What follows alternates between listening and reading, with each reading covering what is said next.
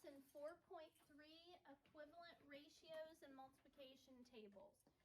So you guys have used multiplication tables for a long time, and you know that you can use them to multiply and divide, but we can also use multiplication tables to find equivalent fractions, and super easy. And fractions are also used as ratios, so therefore we can use a multiplication table to find equivalent ratios. So watch this. Okay, so fraction 1/2. What is a fraction that's equivalent to 1/2? Natalie? 2/4. 2/4. Okay, another one. Wyatt? 2/6. I mean 3/6. I 3/6. don't know what Okay, 3/6. Okay, Owen? 4/8. 4/8. Okay, Chase? 50/100. 50/100. Okay, Briley? 5/10. 5/10. Okay, you guys see in the pattern here? No. Each one of these represents half, right? So half of 2 is 1, half of 4 is 2, half of 6 is 3, and so on. But watch this. I'm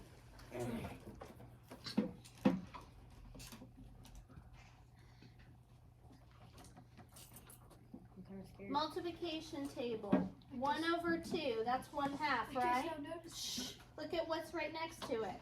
2/4. What's next to it? 3/6. 4/8. 5/10. 6/12. All of these are equivalent to half. That's Okay. freaky. So now it's actually super helpful, and you can use that to find equivalent fractions and equivalent ratios. What about, and it works with the entire thing. So Avery, if you're supposed to find the equivalent fraction for 4/5, you can go down, draw a line, there's 4/5. 8/10 is equivalent. 12/15. All of these fractions are equivalent to 4/5. Mind blowing. Okay, watch this though. So what if you have to find the equivalent fraction for 1/5?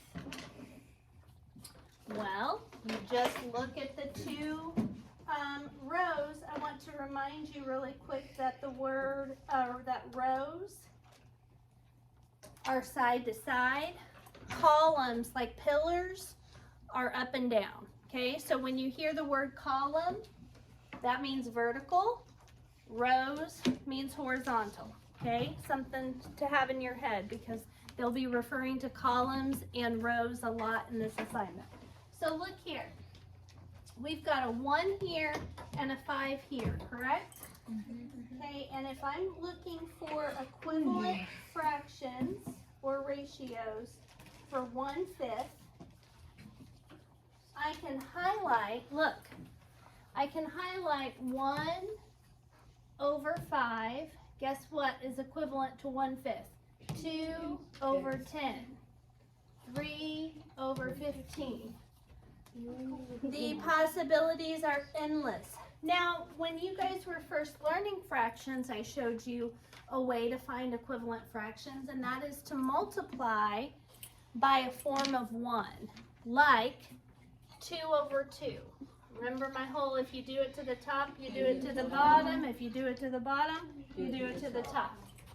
Because 2/2 is the same as 1 whole, right? Yeah. And we know that when we multiply anything times 1, we get the original number, correct? So we're multiplying essentially by a form of 1 here. 1 times 2, 2. 5 times 2, 10. 2/10, 1/5, okay? So it's, instead of multiplying out everything, you can use your multiplication table. Quicker and easier, right? What about if you had an improper fraction? You were trying to find the equivalent fractions for 8/7. Would it work? Yeah. Yeah. Wait. Yeah. 8/7, 16 over 14 is equivalent. You just have to make sure the bigger number is put on top, okay? All right. So, Could you say that again? Sorry, I'm having trouble hearing you. it's my watch. Okay, so here we go. We're gonna get into this quickly so you guys we'll have some time left over. All right. Our essential question. How can you use a multiplication table to find equivalent ratios? The table below shows two rows from the multiplication table, the 1 row and the 6 row. The ratios shown in each column of the table are equivalent to the original ratio. Here's the original ratio, 1 over 6. Ratios that name the same comparison are equivalent ratios. So, to get from 1 to 2, we multiply times 2. To get from 6 to 12, we multiply by 2, right? To get from 1 to 3, we multiply by 3. To get from 6 to 18, we multiply by 3. So each one of these, each next column, we're multiplying by the next consecutive number. Okay, so let's get into how to do this. The ratio of adults to students on the field trip is 3 to 8. So for every 3 adults, there are 8 students, 3 eighths. Okay, write 2 ratios that are equivalent to 3 eighths. They want us to use the multiplication table. It says the first step is to shade the rows that show the original ratio. So you shade the 3 row and the 8 row, which they've done for us here. 3 row, 8 row. The original ratio is what? 3 3 eighths. So we shade the row for 3 and the row for 8. So we fill that in. The original ratio is 3 eighths. So we shade the row for 3 and the row for 8. Then it says circle the column that shows the original ratio. So they've done that for us. We're circling the column here that has the 3 and the 8 in it. Circle 2 more columns that show equivalent ratios. The column for 2 shows there are 2 times 3 or 6 adults when there are 2 times 8 or 16 students. In other words, our original ratio was 3 over 8, right? How do you get from 3 to 6? You multiply by 2. So if we multiply 8 times 2, what do we get? 16. Okay, and then we can multiply our original ratio by 3. So that the column for 3 shows there are 3 times 3 or 9 adults when there are 3 times 8 or 24 adults. So 20 students, 24 students.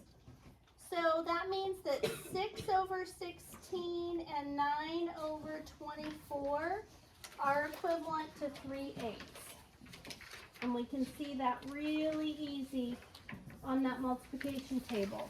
6 over 16 and 9 over 24. Now, would it work to say that 15 over 72 is equivalent? Look at the numbers. Would it work to say 15 over 72 is equivalent to 3 eighths? No, they have to be lined up. It's got to be the one right above it. Okay? All right. You can find equivalent ratios by using a table or multiplying or dividing by a form of 1. Jessa made fruit punch by mixing 2 pints of orange juice with 5 pints of pineapple juice. So 2 fifths. To make more punch, she needs to mix orange juice and pineapple juice in the same ratio. Write 3 equivalent ratios for 2/5. So first we have 2/5. What's next, Peyton?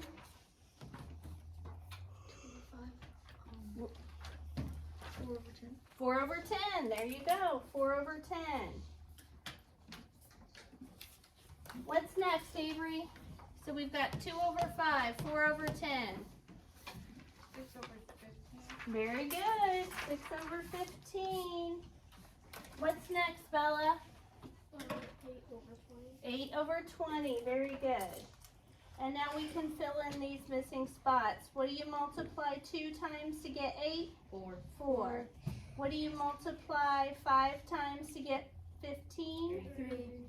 What do you is that it? Yeah. Oh, that's it. Okay. So that means that 2/5, 4/10, 6/15, and 8/20 are equivalent ratios. Now look at this pattern too. 2, 4, 6, 8.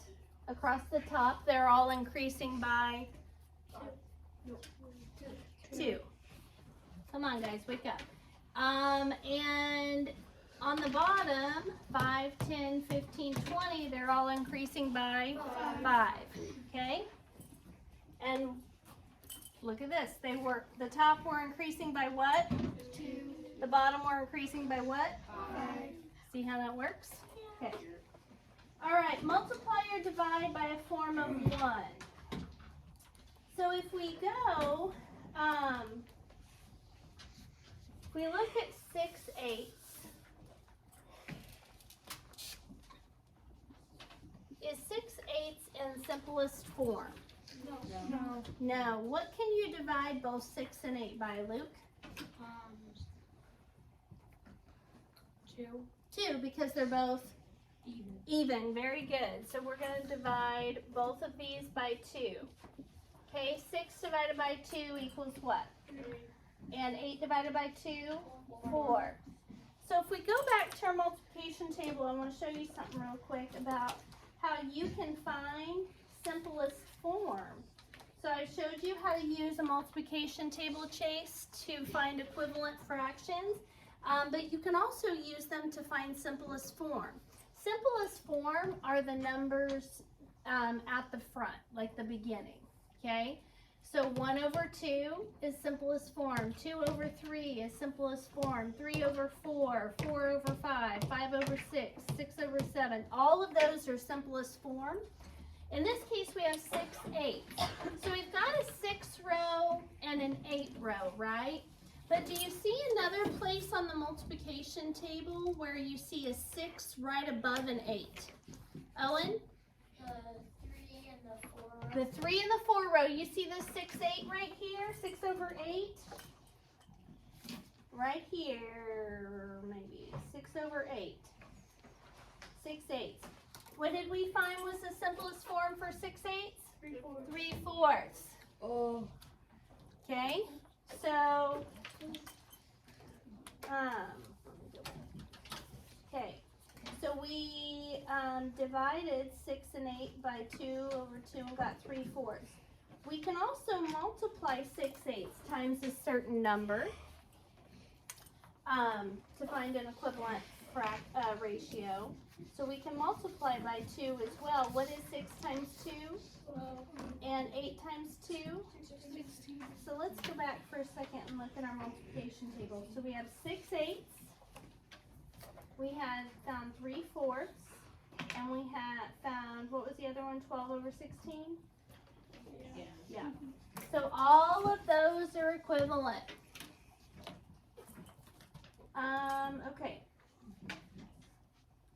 So 6/8 is equivalent, or 6/8, 3/4, and 12/16 are equivalent ratios.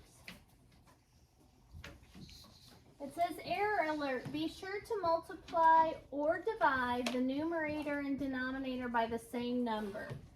2/2 and 2/2, right? One of them we divided, one we multiplied. That's why we got different answers. Okay. Explain how ratios are similar to fractions.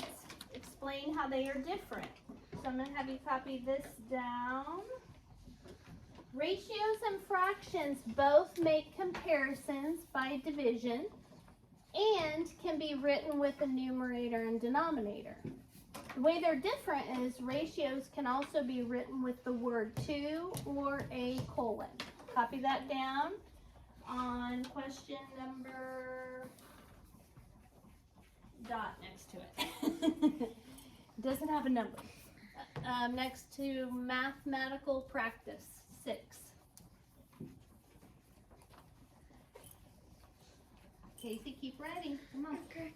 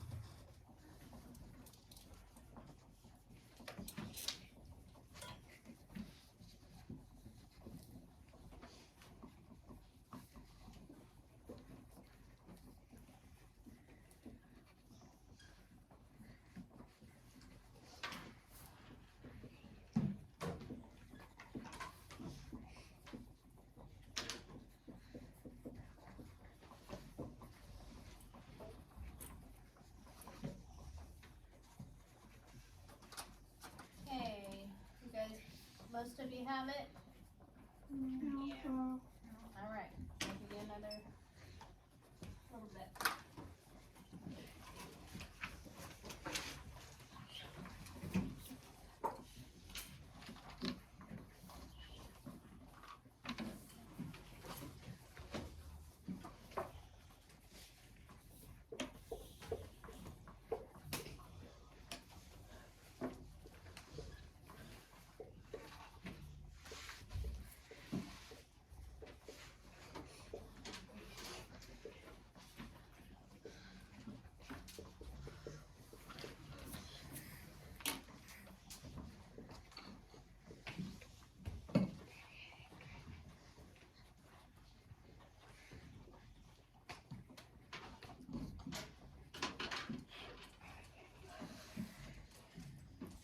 Okay, we're about done.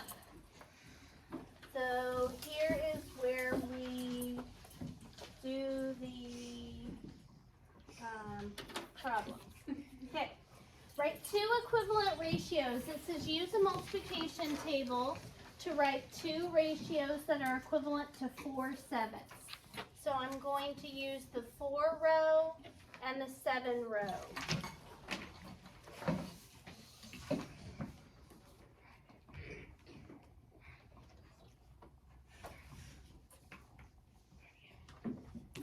So the 4 row and the 7 row. Okay, so we're finding equivalent ratios to 4/7. Katana, what is one equivalent ratio to 4/7? 4/5. Wyatt, 8/14. the next number that's highlighted and not circled is 8 and 14. You understand? Yeah. Okay, so yes, Wyatt, that's correct. 8/14. What's another one? Ashlyn? 12/21. Okay, you guys see how that works? All right, so we're gonna write 8/14 and 12/21. Okay. The next one that we're doing is 3/7.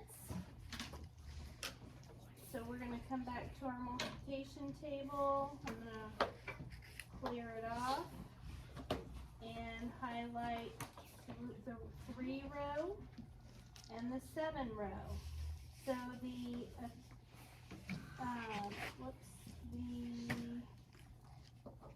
fraction we're using is 3/7. Katana, what's the next one? 6/14. Very good, you got it. Casey, what's the next one? 9 cutting 1. 9/21, good, okay? So 6/14, 9/21. 6/14, 9/21. I want to point something out to you guys here. So look, we're counting by 3s on top, 3, 6, 9. We're counting by 7s on bottom, 7, 14, 21. Okay? 5/2.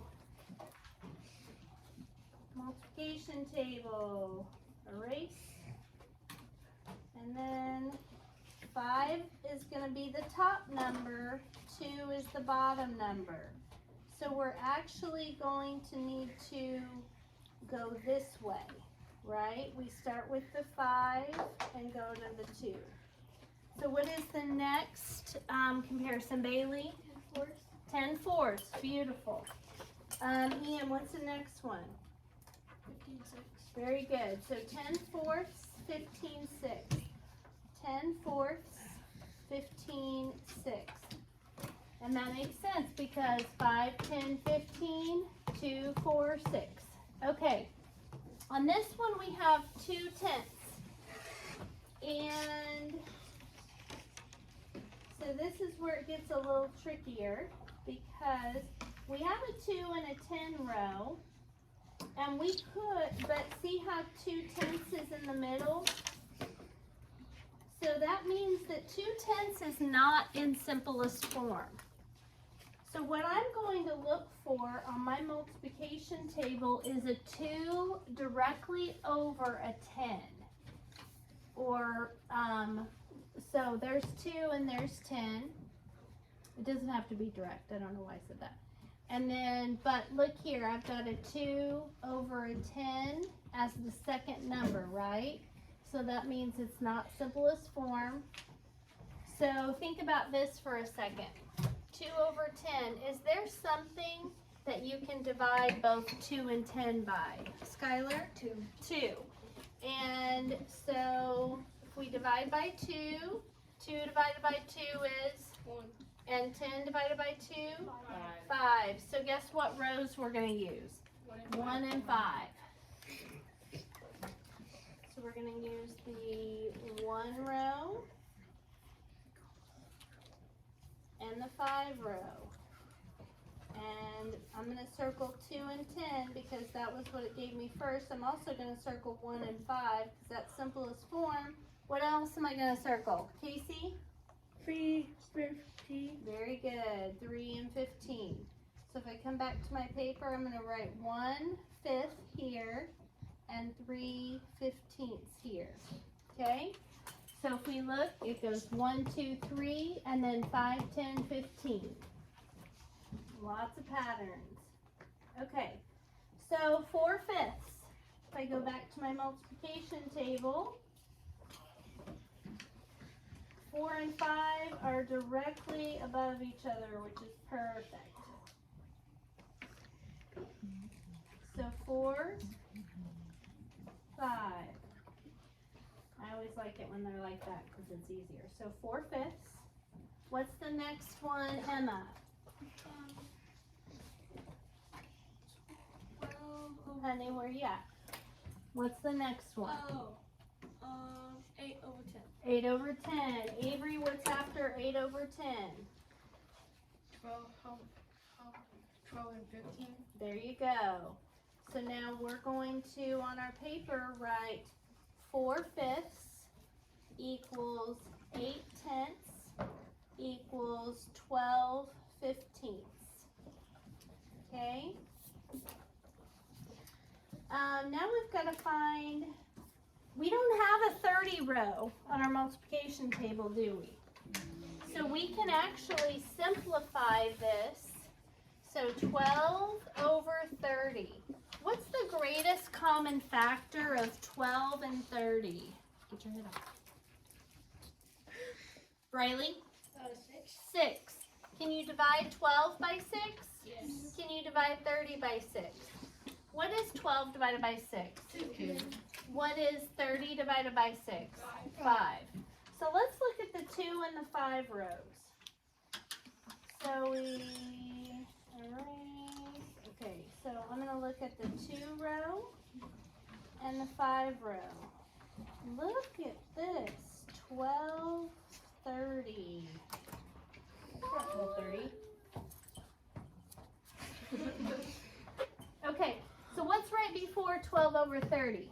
25. 10 over 25 and, yep. So 10 over 25 and 14 over 35.